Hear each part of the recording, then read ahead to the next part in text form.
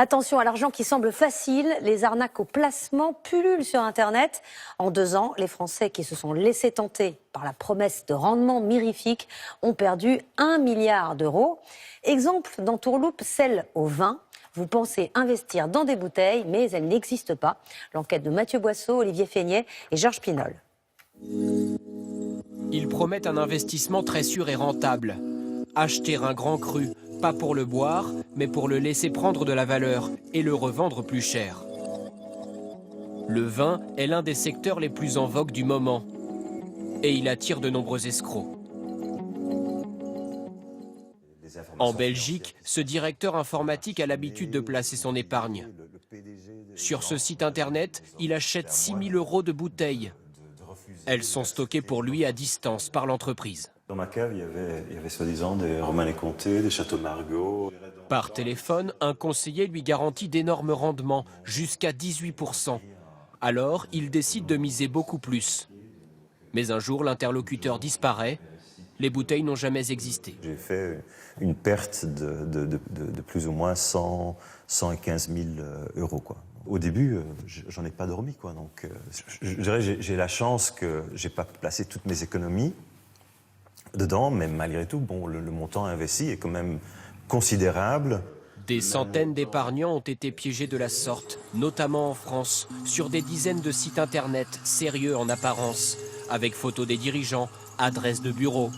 Mais tout est faux.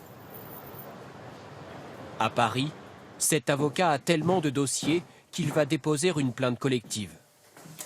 En fait, ces dossiers représentent une année d'escroquerie financière, dont à peu près 30% sont liés à l'escroquerie au vin. À chaque fois, les escrocs gagnent la confiance des investisseurs. Au début, ils versent des dividendes, puis ils jouent sur l'appât du gain. Plus vous investissez, plus les escrocs continueront. Et ils continueront, comme on a pu le voir sur nos dossiers, jusqu'aux vos derniers centimes en réalité. Pour éviter ces lourdes pertes, dans le vin comme dans les autres secteurs, il existe une liste noire des sites frauduleux. Elle est établie ici, à l'autorité des marchés financiers. Mais beaucoup d'épargnants ignorent son existence et se font piéger. Les dernières personnes qu'on a eues, c'était des personnes âgées qui, effectivement, ne sont pas très à l'aise sur Internet. L'autorité mène ses enquêtes sur les placements, sans garantir leur rentabilité, mais leur sérieux. Ça permet de savoir que l'intermédiaire existe, qu'il a un dirigeant, qu'il a une certaine organisation. Ça permet également de savoir que les biens existent.